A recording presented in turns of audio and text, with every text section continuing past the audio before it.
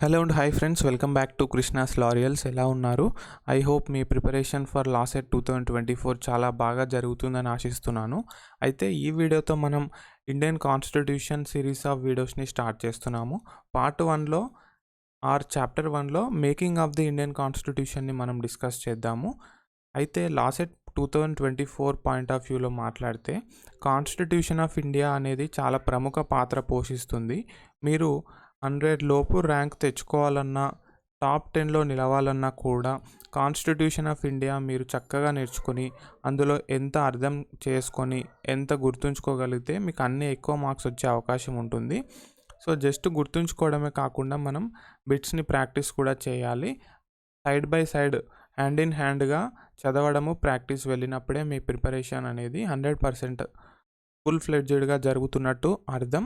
అయితే constitution of India LAWCET 2024కి ఎంత ఇంపార్టెంటో మీకు అర్థమైంది కదా. ఇప్పుడు మనం ఆ ఇంపార్టెంట్ సబ్జెక్ట్ని chapter by chapter, point by point, topic by topic అయితే అర్థం చేసుకునే ప్రయత్నం చేద్దాం. ఈ యొక్క జర్నీలో మీ అందరూ కూడా నాకు తోడు ఉండండి. సో వితౌట్ యువర్ సపోర్ట్ నేను ఏమీ చేయలేను. సో వీడియోని తప్పకుండా ఒక లైక్ చేసి ఎంకరేజ్ చేయండి. వితౌట్ ఎనీ డిలే మనం వీడియోని స్టార్ట్ చేద్దాము. So making of the Indian constitution. So making of the Indian constitution అంటే ఆ పేరులోనే మీకు అర్థమవుతుంది, కాన్స్టిట్యూషన్ని తయారు చేయడము. కాన్స్టిట్యూషన్ని తయారు చేయడంలో ఇన్వాల్వ్ అయిన పర్సన్స్ ఎవరు, మొత్తం ఎంతమంది, ఆ బాడీని ఏమంటారు, ఎన్ని రోజులు పట్టింది, అందులో ఉన్న ఇంపార్టెంట్ కమిటీస్ ఏంటి, డ్రాఫ్టింగ్ కమిటీ యొక్క పాత్ర ఏంటి, అది పోషించిన ముఖ్యమైన పాత్ర ఏంటి అనేది కూడా మాట్లాడదాము. ఇటువంటి ఇంపార్టెంట్ విషయాలు లాసెట్లో అడిగే అవకాశం ఉంది కనుక ఈ వీడియోని ఎక్కడ స్కిప్ చేయకుండా కేర్ఫుల్గా వినండి. విన్న తర్వాత మీకు ఏమైనా డౌట్స్ ఉంటే మీరు తప్పకుండా నన్ను అడగవచ్చు. ఈవెన్ ఇన్ ద కామెంట్ బాక్స్లో అడగవచ్చు, ప్రిఫరబుల్లీ ఇన్స్టాగ్రామ్లో అడగవచ్చు. I prefer Instagram then YouTube comments, because YouTube కామెంట్స్లో మీ కామెంట్ మిస్ అయ్యే అవకాశం ఉంటుంది ఒకటి. నెంబర్ 2, ఫాలో అప్ ఇవ్వడానికి కూడా కష్టంగా ఉంటుంది యూట్యూబ్ కామెంట్స్లో. I hope it's clear. So Indian కాన్స్టిట్యూషన్ని ఎలా తయారు చేశారు, ఎవరు తయారు చేశారు, ఎందుకు తయారు చేశారు, మనం కొన్ని విషయాలు మాట్లాడుకుందాం. అయితే అంతకంటే ముందు కాన్స్టిట్యూషన్ అంటే ఏంటి మనం అర్థం చేసుకోవాల్సిన అవసరం ఎంతైనా ఉంది. కాన్స్టిట్యూషన్ అంటే ఏంటి అండి? It is suprema lex. ఇది ఒక లాటిన్ పదము. సుప్రీమా లెక్స్ అంటే సుప్రీం లా అని అర్థము. So constitution is the supreme law of the land. So ఇక్కడ ల్యాండ్ అంటే ఏంటి? ఇండియా అని అర్థం వస్తుంది. So constitution is the supreme law of India అంటే మిగిలిన అన్ని లాస్కి ఇది పేరెంట్ లా అని చెప్పవచ్చు, ఇది ఫౌండేషన్ లా అని చెప్పవచ్చు, మిగిలిన అన్ని లాస్కి ఇది బేస్ అని చెప్పవచ్చు. ఇండియాలో తెచ్చే చట్టాలన్నీ కూడా కాన్స్టిట్యూషన్కి కట్టుబడి ఉండాలి. ఏదైనా యాక్ట్ పార్లమెంటు లేదా సెంట్రల్ గవర్నమెంట్ తెచ్చినప్పుడు ఆ లా లేదా ప్రిన్సిపల్ కాన్స్టిట్యూషన్లో ఉన్నటువంటి ప్రొవిజన్స్ని, ఆర్టికల్స్ని వైలేట్ చేసే విధంగా ఉండకూడదు. దానికి కట్టుబడే విధంగా, అబైడ్ అయ్యే విధంగా ఉండాలన్నమాట. ఒకవేళ అది కాన్స్టిట్యూషన్ని అల్ట్రా వైట్స్ అంటే కాన్స్టిట్యూషన్కి ఎగెనెస్ట్గా వెళ్తే అది నల్ అండ్ వైడ్ అనమాట. సో అది అమలు చేయబడదు. సుప్రీంకోర్టు దాన్ని కొట్టేస్తుంది. సో దాన్ని జ్యుడిషియల్ రివ్యూ అని అంటాము. సో ఇటువంటి ఇంపార్టెంట్ కాన్సెప్ట్స్ మనం అప్కమింగ్ వీడియోస్లో కూడా మాట్లాడదాము. ఫస్ట్ వీడియోలోనే అన్నీ అర్థమైపోవాలన్న స్టేట్ ఆఫ్ మైండ్ నుంచి కొంచెం రండి. ఒక్కొక్క పాయింట్ అర్థం చేసుకోవాలి ఏదైనా కూడా. తర్వాత కాన్స్టిట్యూషన్ అంటే ఒక లివింగ్ డాక్యుమెంట్ అనమాట. సో ఎందుకు దాన్ని లివింగ్ డాక్యుమెంట్ అంటున్నామో చూద్దాం.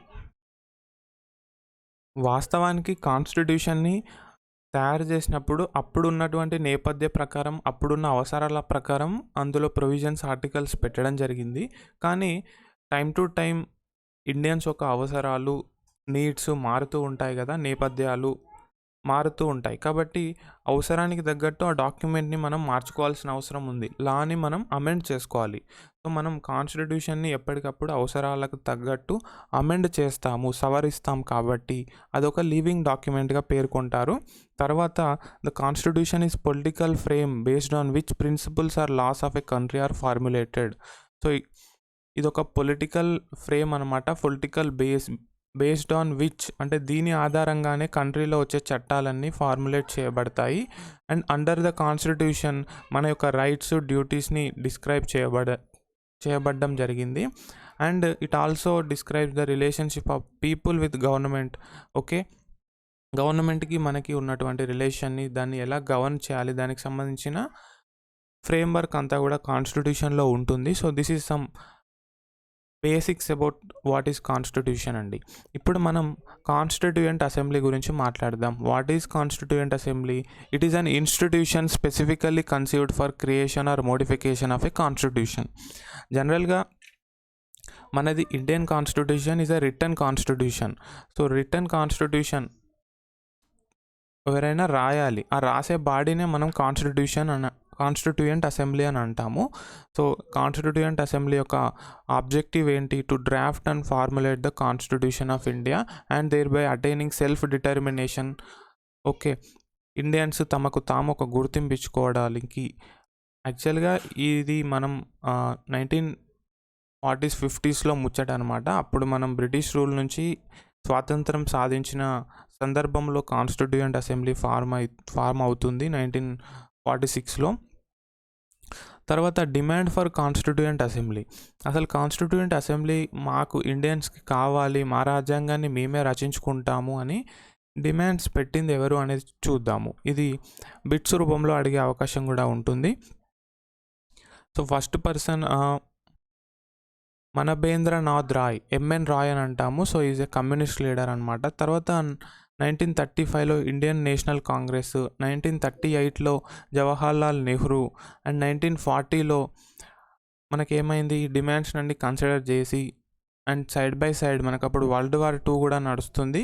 ఆ వరల్డ్ వార్ 2లో ఇండియన్ లీడర్స్ ఇండియన్స్ యొక్క మద్దతు పొందేందుకు బ్రిటిష్ గవర్నమెంట్ వేసిన ప్లాన్ ఏంటంటే, ఓకే కాన్స్టిట్యూయెంట్ అసెంబ్లీని మేము ఏర్పాటు చేస్తాము అని చెప్పేసి ఒక ఆగస్ట్ ఆఫర్ చేసింది 1940. ఆగస్ట్ ఆఫర్ ఎప్పుడు చేసింది? 1940. ఎవరు చేశారు? లార్డ్ లింగ్లిత్కో, అప్పటి వైస్రాయ్ ఆఫ్ ఇండియా అనమాట. సో అది రిజెక్ట్ చేయబడడం జరిగింది. తర్వాత 1942లో సర్ స్టఫర్డ్ క్రిప్స్ ప్రపోజల్ పెట్టడం జరిగింది. సో అది ముస్లిం లీగ్ రిజెక్ట్ చేసింది అనమాట. సో ముస్లిం లీగ్ యొక్క డిమాండ్ అప్పట్లో ఏముంది అంటే, మాకు ఒక సపరేట్ కంట్రీ కావాలి, మా రాజ్యాంగాన్ని ఏర్పాటు చేసుకోవడానికి సపరేట్ కాన్స్టిట్యూయెంట్ అసెంబ్లీ కావాలి, మేము ఇండియాలో ఉండమని చెప్పేసి వాళ్ళు డిమాండ్. తర్వాత 1946లో క్యాబినెట్ మిషన్ ఇండియాకు వచ్చింది. అయితే అది 2 కాన్స్టిట్యూయెంట్ అసెంబ్లీ ఐడియాని రిజెక్ట్ చేసింది. ఇండియా పాకిస్తాన్కి సపరేట్గా కాకుండా ఒకటే కాన్స్టిట్యూయెంట్ అసెంబ్లీ అని చెప్పింది. ఎలక్షన్స్ జరిగాయి క్యాబినెట్ మిషన్ ప్లాన్ ప్రకారము. సో కాన్స్టిట్యూయెంట్ అసెంబ్లీకి ఎలక్షన్స్ ఏ ఆధారంగా జరిగాయి అంటే క్యాబినెట్ మిషన్ ప్లాన్ ఆధారంగా జరిగాయి 1946. తర్వాత కాన్స్టిట్యూయెంట్ అసెంబ్లీలో ఎవరున్నారు? కంపోజిషన్ చూద్దాం. మొత్తం 389 సభ్యులు ఉన్నారు. అందులో 296 మెంబర్స్ బ్రిటిష్ ఇండియాని రిప్రజెంట్ చేస్తే 93 మెంబర్స్ ప్రిన్స్లీ స్టేట్స్ని రిప్రజెంట్ చేశారు. బ్రిటిష్ ఇండియా అంటే బ్రిటిష్ పరిపాలనలో బ్రిటిష్ చెప్పు చేతల్లో ఉన్నటువంటి రాష్ట్రాలు. ప్రిన్స్లీ స్టేట్స్ అంటే రాజులు పరిపాలించే రాజ్యాలు. రెండింటికి తేడా గుర్తుంచుకోండి. అయితే కొన్నిసార్లు బ్రిటిష్ ఇండియాని ప్రొవిన్సెస్ అని కూడా ఉద్ఘాటించడం జరుగుతుంది, అంటే చెప్పడం జరుగుతుంది. సో లైక్ ఇంటర్చేంజబుల్గా వాడడం జరుగుతుంది. అయితే ఈ 296 మెంబర్స్ బ్రిటిష్ ఇండియాలో ఉన్న 296 మెంబర్స్లో 292 మెంబర్స్ 11 గవర్నర్స్ ప్రొవిన్సెస్ నుంచి ఎన్నుకోబడ్డారు. తర్వాత 4 మెంబర్స్ చీఫ్ కమిషనర్స్ ప్రొవిన్సెస్ నుంచి ఎన్నుకోబడడం జరిగింది. అయితే ముస్లిం లీగ్ దీన్ని బాయ్కాట్ చేయడం ద్వారా ఈ నెంబర్ అనేది 296 నుంచి 229కి పడిపోయింది. వాళ్ళు 73 మంది అబ్సెంట్ అయ్యారు. తర్వాత ఈ 93 మెంబర్స్ ప్రిన్స్లీ స్టేట్స్ నుంచి ఎవరైతే ఉన్నారో వాళ్ళ సంఖ్య 70కి పడిపోయింది ఆఫ్టర్ ముస్లిం లీగ్ విత్డ్రా. తర్వాత ఈ బ్రిటిష్ ఇండియా నుంచి 296 మెంబర్స్ని ఎలక్షన్స్ ద్వారా ఎన్నుకుంటే ఈ 93 మెంబర్స్ని ప్రిన్స్లీ స్టేట్స్ నుంచి నామినేట్ చేశారు రాజులు. అందుకే మనం కాన్స్టిట్యూయెంట్ అసెంబ్లీని పార్ట్లీ ఎలక్టెడ్ అండ్ పార్ట్లీ నామినేటెడ్గా పేర్కొంటాము. తర్వాత ఎలక్టెడ్ మెంబర్స్ కూడా ఈ 296 మెంబర్స్ కూడా ఇండైరెక్ట్గా ఎలక్ట్ అయ్యారనమాట. దట్ టు లిమిటెడ్ ఫ్రాంచైజ్, అంటే 18 ఇయర్స్ ఉన్న ప్రతి ఒక్కరికి ఓటు లేదనమాట. అప్పట్లో లిమిటెడ్ ఫ్రాంచైజ్ ఉంది. 18 ఇయర్స్ అబవ్ ఉన్న అందరికీ ఓటు కల్పించాలని చెప్పే concept universal adult franchise, but ఇది లిమిటెడ్ ఫ్రాంచైజ్. ఏదేమైనప్పటికీ అన్ని సెక్షన్స్ ఆఫ్ సొసైటీ నుంచి సభ్యులు వచ్చే విధంగా ఎన్ష్యూర్ చేశారు. అందులో Hindus, Muslims, Sikhs, Parsis, Anglo Indians, Indian Christians, SC, STs including ఈ అన్ని సెక్షన్స్ నుంచి మహిళలు కూడా వచ్చే విధంగా వాళ్ళు చూశారనమాట. తర్వాత seats allocated to each British province were divided among 3 principal communities అనమాట. సో బ్రిటిష్ ప్రొవిన్సెస్ నుంచి సీట్స్ 3 కేటగిరీస్గా డివైడ్ చేశారు: Muslims, Sikhs, general. So apart from Muslims and Sikhs మిగతా వారంతా జనరల్ కిందకి వస్తారు. మెజారిటీ హిందూస్ వస్తారు in proportion to their population. తర్వాత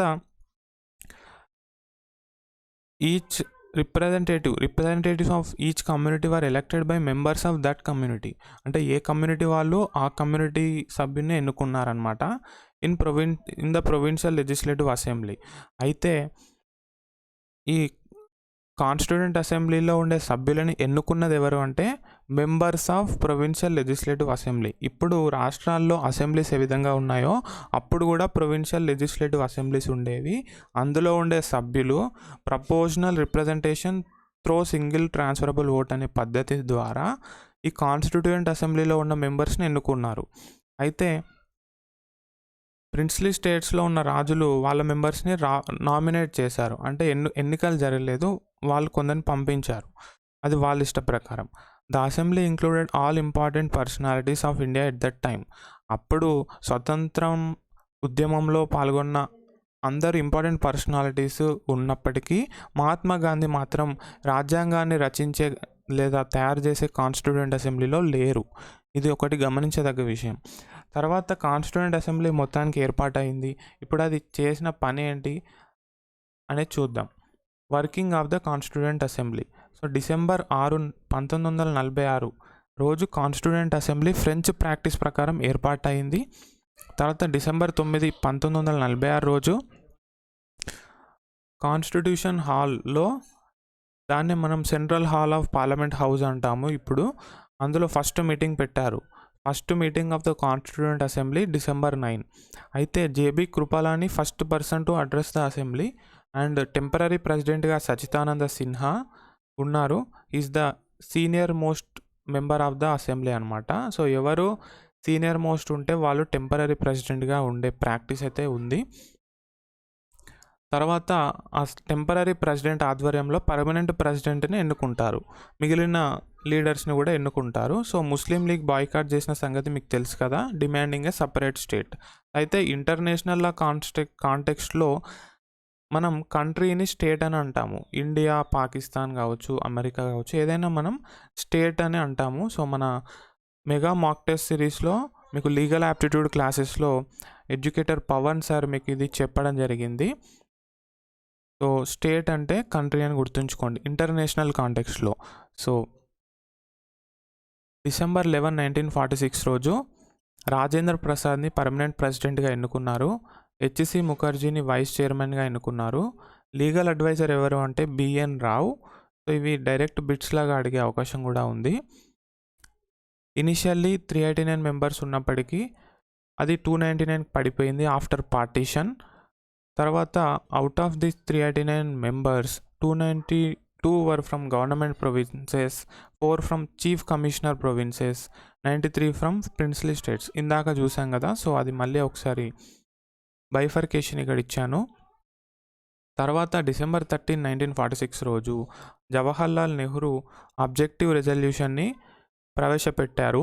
ఈ ఆబ్జెక్టివ్ రెజల్యూషన్ తర్వాత ప్రియాంబుల్ ఆఫ్ ఇండియన్ కాన్స్టిట్యూషన్గా ఏర్పడింది. తర్వాత జనవరి 22, 1947 రోజు ఆబ్జెక్టివ్ రెజల్యూషన్ని ఏకగ్రీవంగా అడాప్ట్ చేసుకున్నారు. అనానిమస్లీ అంటే ఏకగ్రీవంగా. వర్కింగ్ ఆఫ్ ద కాన్స్టిట్యూయెంట్ అసెంబ్లీలో 6th point, July 22, 1947 national flag of ఇండియాని అడాప్ట్ చేసుకున్నారు. ఆగస్ట్ 15, 1947 రోజు మనకి బ్రిటిష్ పరిపాలన నుంచి ఇండిపెండెన్స్ వచ్చింది. అప్పుడు ఇండియా 2 భాగాలుగా విడిపోయింది. ఒకటి ఇండియా, ఇంకోటి పాకిస్తాన్. అయితే అప్పుడు గవర్నమెంట్ ఆఫ్ ఇండియా అని అనేవారు కాదు, డొమినియన్ ఆఫ్ ఇండియా అని అనేవారు. కాన్స్టిట్యూషన్ ఆఫ్ ఇండియా అమల్లోకి వచ్చేంత వరకు కూడా డొమినియన్ అనే పదాన్ని వాడేవారు. తర్వాత ఆగస్ట్ 29, 1947 రోజు డ్రాఫ్టింగ్ కమిటీ అపాయింట్ అయింది. డాక్టర్ బిఆర్ అంబేద్కర్ దాని యొక్క చైర్మన్. ఇంకా అందులో 6 మెంబర్స్ ఉన్నారు. మున్షి మొహమ్మద్ సాదుల్లా, అల్లాడి కృష్ణస్వామి అయ్యర్, ఎన్ గోపాలస్వామి అయ్యంగర్, కైటాన్ అండ్ మిట్టర్. అయితే దీని గురించి మనం డీటెయిల్డ్గా డిస్కస్ చేయాల్సిన అవసరం ఎంతైనా ఉంది. లాసెట్ 2024లో దీని నుంచి క్వశ్చన్స్ వచ్చే ఆస్కారం ఉంది. తర్వాత జూలై 16, 1948 రోజు విటి కృష్ణమాచార్య సెకండ్ వైస్ ప్రెసిడెంట్గా ఎన్నుకోబడ్డారు. ఇంతకుముందు హెచ్సి ముఖర్జీ అయితే మనకు ఆల్రెడీ ఉన్నాడు వైస్ ప్రెసిడెంట్గా. తర్వాత నవంబర్ 26, 1949 రోజు కాన్స్టిట్యూషన్ ఆఫ్ ఇండియాని పాస్ చేశారు, దాన్ని అడాప్ట్ చేసుకున్నారు. సో ఇది important bit again. January 24, 1950 the last meeting ఎప్పుడు జరిగింది అంటే ఇదనమాట, జనవరి 24, 1950. సో మొత్తానికి కాన్స్టిట్యూషన్ని సైన్ చేసి యాక్సెప్ట్ చేశారు. అందులో 395 ఆర్టికల్స్, 8 షెడ్యూల్స్, 22 పార్ట్స్ అయితే ఉన్నాయి. ఒరిజినల్ కాన్స్టిట్యూషన్లో ఈ నెంబర్స్ మీరు గుర్తుంచుకోండి. తర్వాత working of the constituent assembly, January 26, 1946 12th point. ఇది important again. Constitution of India came into force making birth of the republic of India. అందుకే మనం ఎవ్రీ ఇయర్ 26 జాన్ని రిపబ్లిక్ డే సెలబ్రేట్ చేసుకుంటాము. అయితే the process from the formation of the constituent assembly to the adoption of the constitution to ఎన్ని సంవత్సరాలు, ఎన్ని నెలలు, ఎన్ని డేస్ పట్టిందండి? 2 years 11 months 18 days పట్టింది. 6.4 million ఎక్స్పెండిచర్ అయితే అయ్యింది ల్యాక్స్లో. తర్వాత GV Mavalankar became the first speaker of the Lok Sabha. So he's the first speaker అంటే GV Mavalankar, the lower house of the parliament which we now call as Lok Sabha after India became a republic. తర్వాత independence act. So ఇక్కడ N పడలేదు and ఇక్కడ D పడలేదు. So changes ఏంటి? Independence act 1947 తీసుకొచ్చిన changes ఏంటి అంటే constituent assembly fully sovereign body అయింది అండ్ దానికి బ్రిటిష్ పరిపాలనలో తెచ్చిన లాస్ని చేంజ్ చేసే, మోడిఫై చేసే అధికారం కూడా వచ్చిందనమాట. తర్వాత అది పర్ఫామ్ చేసిన ఫంక్షన్స్ 2 ఉన్నాయి. ఒకటి making of the Indian constitution, 2 acting as a parliament, as a legislative body. So constitution తయారు చేయడం ఒక ఫంక్షన్ అయితే పరిపాలించడానికి చట్టాన్ని తేవడం 2వ ఫంక్షన్. తర్వాత members of Muslim League withdraw from the constituent assembly and Pakistan ఏర్పడింది after this act, independence act of 1947. India కూడా ఏర్పడింది, ఫుల్లీగా సోవరెన్ బాడీ అయింది కాన్స్టిట్యూయెంట్ అసెంబ్లీ. తర్వాత ఇంపార్టెంట్ కమిటీస్ ఉన్నాయి. సో ఒక్కో టాస్క్ ఒక్కో కమిటీకి అప్పచెప్పారు. ఆ విధంగా వేరియస్ కమిటీస్ కాన్స్టిట్యూషన్ని తయారు చేయడంలో నిమగ్నమయ్యాయి. అందులో డ్రాఫ్టింగ్ కమిటీ, ఇక్కడ కమిటీ నేము, రెస్పాన్సిబిలిటీస్, చైర్పర్సన్ ఇవ్వడం జరిగింది. మీరందరూ కూడా శ్రద్ధగా వీటన్నిటిని ఒకసారి పఠనం చేయండి, గుర్తుంచుకునే ప్రయత్నం చేయండి. ఎక్కువ ఏం అడగరు, బట్ అడిగినా రాసే విధంగా ఉండండి. డ్రాఫ్టింగ్ కమిటీ దీని రెస్పాన్సిబిలిటీ ఏంటి? To draft the actual text of the constitution. So కాన్స్టిట్యూషన్ని రాయడం. Doctor BR Ambedkar chairperson. Union power committee, so drafting provisions related to the central government, ఇది Jawaharlal Nehru. Provincial constitution committee, drafting provisions related to the state government, Vallabhbhai Patel. Advisory committee on fundamental rights, minorities and tribal and excluded areas, drafting provisions related to fundamental rights, minorities and tribal areas. ఈ chairperson again Vallabhbhai Patel. States కమిటీకి again chairperson Jawaharlal Nehru and rules of procedure కమిటీకి chairperson Rajendra Prasad. Finance and staff కమిటీకి కూడా Rajendra Prasad. House కమిటీకి B Pattabhi Sitaramayya. Hindi translation committee Alladi Krishnaswami Ayyar. Urdu translation కమిటీకి Mohammed Saadulla. So వీళ్ళ functions మీరు ఇక్కడ చూడొచ్చు, ఒక్కొక్కరికి ఒక్కో రెస్పాన్సిబిలిటీస్ ఇచ్చారు. ఆ విధంగా డివైడ్ అండ్ డూ అన్న కాన్సెప్ట్ వర్కౌట్ చేశారనమాట. సో వర్క్ని పంచుకున్నారు. సో అందులో ముఖ్యంగా మనకు డ్రాఫ్టింగ్ కమిటీ అనేది ఇంపార్టెంట్ అండి. మిగిలిన కమిటీస్ నుంచి అంతగా డెప్త్గా అయితే అడగకపోవచ్చు. జస్ట్ మీరు ఆ కమిటీ పేరు, ఆ చేసే పని ఏంటి, దాని చైర్పర్సన్ని గుర్తుంచుకుంటే చాలు. అండ్ ఇక్కడ సబ్ కమిటీస్ 5 ఉంటాయి. సో అవి మెన్షన్ చేయలేదు. అంత డెప్త్గా చదివితే కన్ఫ్యూజ్ అవుతారు. ప్లస్ అది అంత అవసరం కూడా కాదన్న అభిప్రాయంతో పెట్టలేదు. మీకు కావాలనుకుంటే 5 సబ్ కమిటీస్ ఉంటాయి. వాటిని నేను మీకు టెలిగ్రామ్ గ్రూప్లో సెండ్ చేస్తాను. తర్వాత డ్రాఫ్టింగ్ కమిటీ గురించి మనం కొంచెం మాట్లాడుకోవాలి. సో దీని చైర్పర్సన్ చెప్పుకున్నట్టు డాక్టర్ బిఆర్ అంబేద్కరు. ఇది August 29, 1947 రోజు స్టార్ట్ అయింది. And their main job was to write the constitution of India. So 7 ఉన్నారు. సో అందులో ఎన్ మాధవరావు బిఎల్ మిట్టర్ని రిప్లేస్ చేశాడు. బిఎల్ మిట్టర్ అనారోగ్య కారణంగా రిజైన్ చేశాడు. టిటి కృష్ణమాచార్య డిపి కైతాన్ చనిపోవడంతో ఇతన్ని రిప్లేస్ చేస్తూ వచ్చాడు. సో ఈ విధంగా మొత్తం doctor BR Ambedkar, KM Munshi, Mohammed Saadulla, Madhavrao, Gopalaswami Ayyangar, Alladi Krishnaswami Ayyar, TT Krishnamachari ఉన్నారు. అయితే 6 monthsలో ఫస్ట్ డ్రాఫ్ట్ని అయితే తయారు చేసింది, first version of the constitution.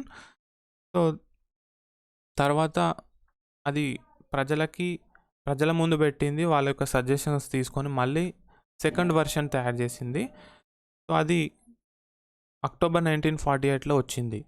అయితే its role was to analyse the draft constitution prepared by the constitutional advisor BN Rao and make necessary changes to it. And then ఇది చెప్పాను కదా, పబ్లిక్ డిస్కషన్ కోసం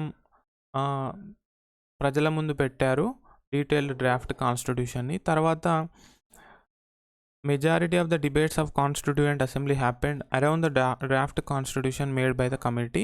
సభలో ముఖ్యంగా దీని గురించే చర్చ జరిగాయి. తర్వాత the draft constitution was discussed and the proposed amendments were accepted and enacted. ఫైనల్గా ఈ డ్రాఫ్ట్ కాన్స్టిట్యూషన్ని సభ్యులందరూ కూడా యాక్సెప్ట్ చేశారు డిస్కస్ చేసిన తర్వాత, అండ్ అది ఎనాక్ట్ కూడా చేశారు. అయితే ఫ్యూచర్స్ ఆఫ్ ఆబ్జెక్టివ్ రెజల్యూషన్స్ ఒకసారి చూద్దాము. Objective resolution, as I said, preamble of Indian కాన్స్టిట్యూషన్కి మూలం అనమాట ఆబ్జెక్టివ్ రెజల్యూషను. అయితే దీని యొక్క ఆబ్జెక్టివ్ రెజల్యూషన్లో ఉన్న ముఖ్యమైన లక్షణాలు ఏంటి? Achieve economic stability, political security, foster unity of the nation, proclaim India as a sovereign democratic republic nation. So each word గురించి మనం ప్రియాంబుల్ చర్చించేటప్పుడు క్లియర్గా మాట్లాడుకుందాము. Ensure a federal form of government with the distribution of powers between central and state, అంటే decentralisation. Guarantee and secure justice, right to equality, freedom, belief, faith, worship and location to citizen of India. Safeguard interest of backward and tribal areas, depressed classes and other backward classes. Maintain territorial integrity and sovereignty over land, sea and air. Help India attain a rightful and honored place in the world, promoting world peace and the welfare of the mankind. So ivi some of the important features. And then constitution తయారు చేసిన ఈ అసెంబ్లీకి కొన్ని criticisms కూడా వచ్చాయి. అవేంటి? ఇది fully representative body కాదని, ఎందుకంటే ఇండైరెక్ట్ ఎలక్షన్స్ జరిగాయి కాబట్టి. సో ఆల్ ఇండియన్స్ని ఇది రిప్రజెంట్ చేయలేదని కొందరు వాదించారు.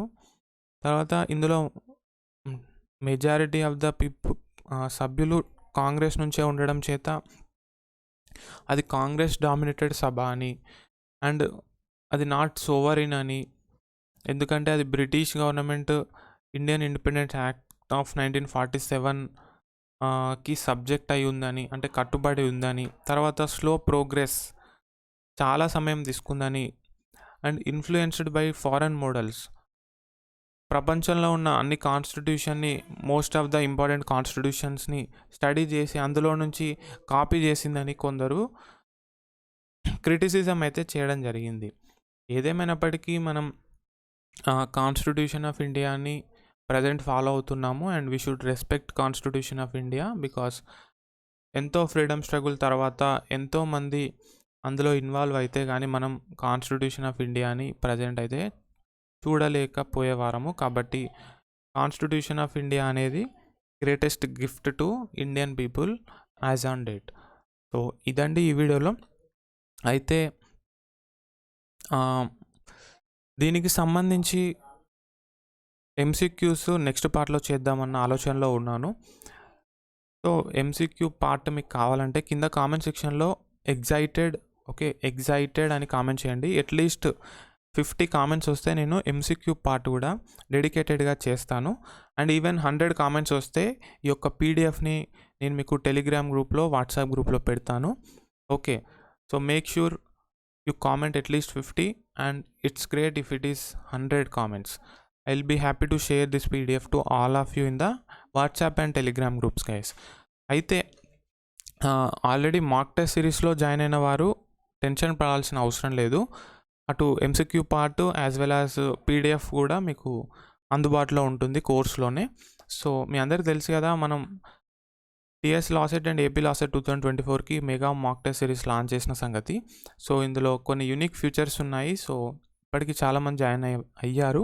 ఇంకా ఎవరైనా జాయిన్ కానట్లయితే జాయిన్ అవ్వండి. మీ యొక్క ప్రిపరేషన్ని నెక్స్ట్ లెవెల్కి తీసుకెళ్ళండి. అయితే ప్రజెంట్ LAWCET ర్యాంకర్ అనే కూపన్ కోడ్ అందుబాటులో పెట్టాను. ఈ కూపన్ కోడ్ అప్లై చేస్తే మీకు యాక్చువల్ ప్రైస్ కాకుండా అడిషనల్ డిస్కౌంట్ వస్తుంది. So grab it, okay, utilise చేసుకోండి యాజ్ క్విక్లీ యాజ్ పాసిబుల్. తర్వాత ఇవి మన సోషల్ మీడియా హ్యాండిల్స్ అండి. సో అందరూ keep in touch with me until LAWCET 2024 is over. ఏమైనా ఇంపార్టెంట్ అప్డేట్స్ ఉన్నా కూడా మన టెలిగ్రామ్ అండ్ వాట్సాప్ గ్రూప్లో కూడా పెట్టడం జరుగుతుంది. లింక్స్ కింద డిస్క్రిప్షన్ బాక్స్లో ఉన్నాయి, you can check it out. And మన యాప్ని డౌన్లోడ్ చేసుకోండి, లింక్స్ అన్ని కింద డిస్క్రిప్షన్లో ఉన్నాయి. అయితే టెలిగ్రామ్లో జాయిన్ అయితే మీరు ప్రీవియస్ మెసేజెస్ని కూడా చూడొచ్చు. వాట్సాప్లో అయితే మీరు ఓన్లీ మీరు జాయిన్ అయిన తర్వాత వచ్చే మెసేజెస్ని చూడొచ్చు. అండ్ మీకు ఏమైనా క్లాసుకి సంబంధించి కానీ పర్సనల్ కానీ డౌట్స్ ఉంటే this is my Instagram ID అండి, feel free to DM. Thank you, have a nice day.